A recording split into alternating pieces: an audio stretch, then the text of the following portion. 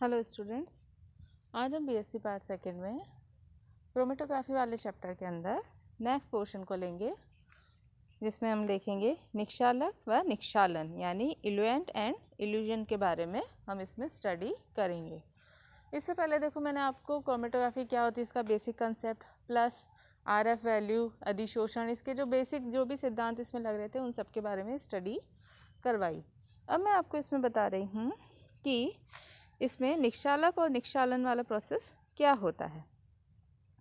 तो इसमें हम देखते हैं कि अधिशोषण के उपरांत निक्षालन द्वारा क्या करते हैं, अधिशोषित पदार्थ जो होते हैं, जो अधिशोषक से पृथक करने के लिए हम क्या करते हैं, उसके ऊपर एक शुद्ध विलायक को डालते हैं।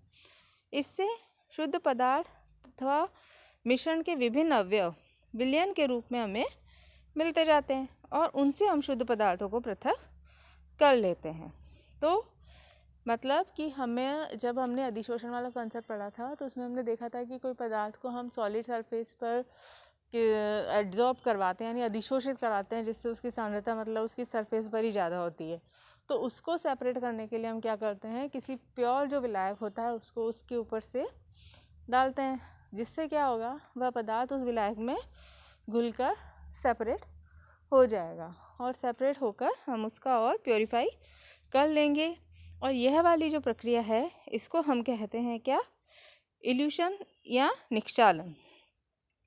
और यह जो प्रोसेस में हम जो विलायक यूज़ करते हैं उसको हम कहते हैं निक्षालक। अब क्या हुआ कि वोल्बेन ने विभिन्न विलायकों को उनकी इल्यूटिव पावर के बढ़ते हुए क्रम में अरेंज किया, जिससे उनकी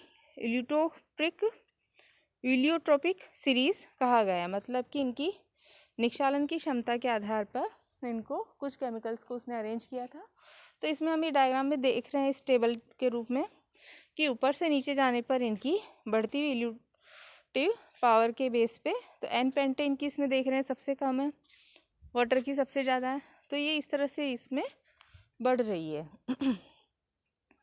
हैस ने भी इसी तरह विलायकों की बढ़ती हुई इल्यूटिव पावर के आधार पर इलियोट्रोपिक श्रेणी बनाई, जो इस तरह से है, जिसमें सबसे कम इसमें पेट्रोलियम ईथर दिखा रखी है जिसका अलग अलग बॉइलिंग पॉइंट पर है, और साथ ही इसमें कार्बनिक अम्ल की इल्यूटिव पावर सबसे ज़्यादा बता रखी है। तो ऐसा क्या होता है, इन श्रेणियों की सहायता से हम क्या कर सकते हैं कि हमें विलायक को चूज़ करने में बहुत सुविधा रहती है कि कौन सा विलायक अप्रोप्रिएट होगा हमारे इन बैंड्स को सेपरेट करने में। सामान्यतः हम एक ही विलायक में पदार्थ का विलयन भी बनाते हैं और उसे ही हम इल्यूएंट की तरह यूज़ में ले सकते हैं। लेकिन कभी कभी पदार्थ का विलयन क्या होता है, अध्रुवीय विलायक में बनाकर उसका विकास या उसकी वलयों में पृथक्करण किसी ध्रुवीय विलायक के साथ किया जाता है और फिर उसका इल्यूजन भी किसी और अधिक ध्रुवीय विलायक के साथ कर दिया जाता है। तो यह भी एक प्रोसेस है जिसके थ्रू हम उसको सेपरेट कर सकते हैं। नेक्स्ट इसमें हम देखते हैं कि इसमें हम देख रहे हैं कि ध्रुवीय विलायकों में क्या होता है कि हाइड्रोजन बंध बनाने की पावर होगी और ये जल के अणुओं के साथ दुर्बल बंध भी बना सकते हैं, इसलिए हम इनको क्या कहेंगे, हाइड्रोफिलिक सॉल्वेंट, है ना, ध्रुवीय वाले, इसमें पोल बनेंगे।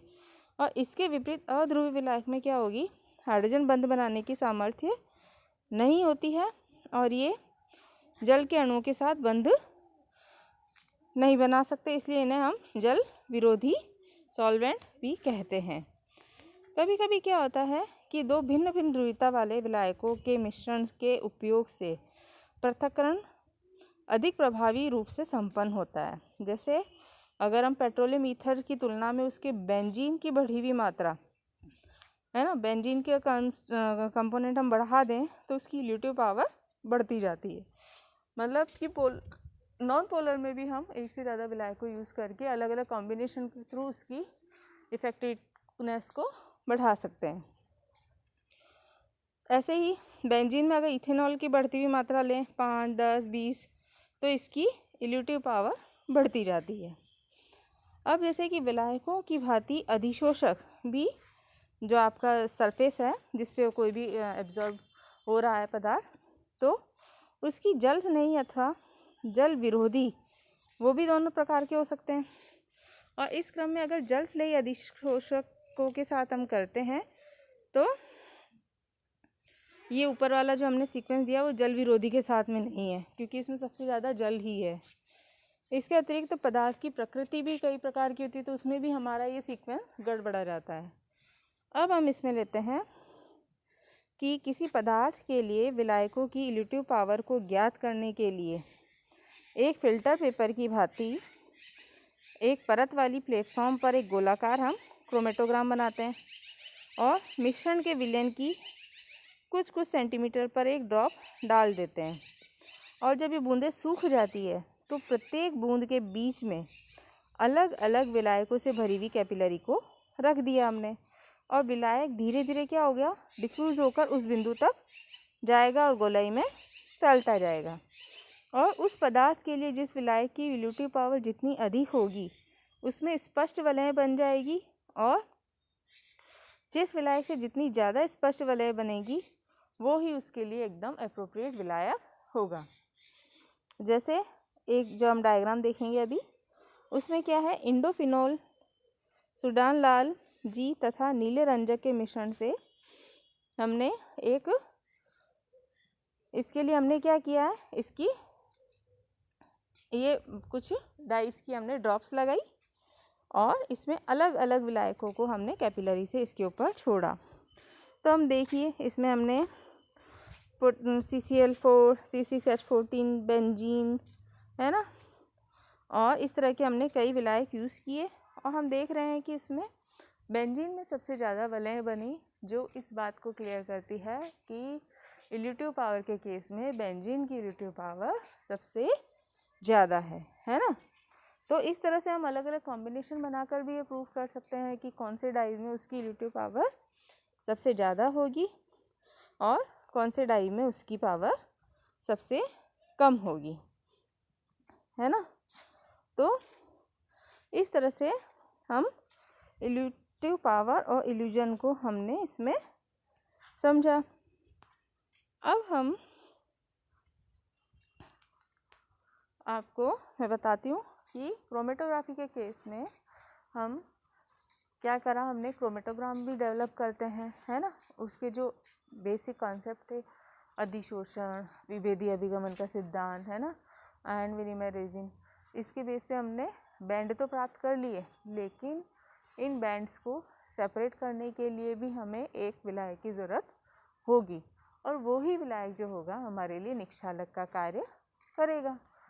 और इसमें हम देख सकते हैं कि कई बार वह विलायक ही निक्षालक की तरह काम में आ जाता है जो कि हमने उसको डिज़ोल्व करने के लिए यूज़ किया था।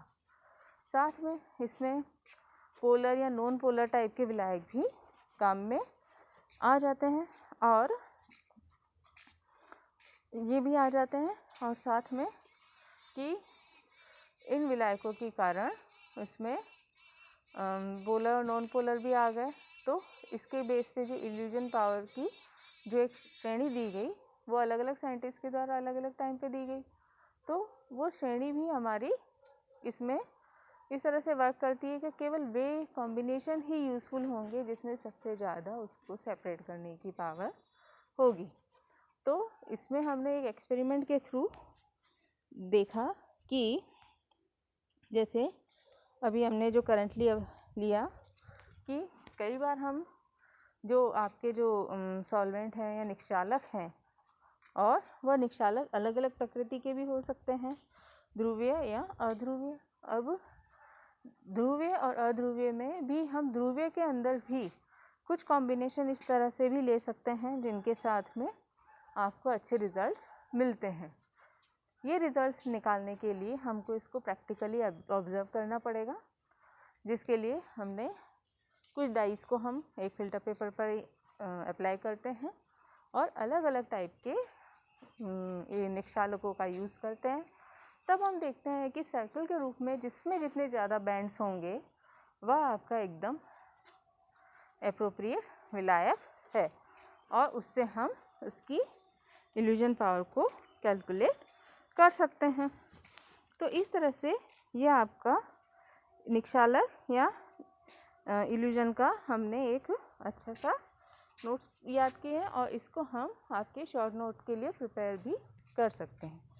Okay, thank you.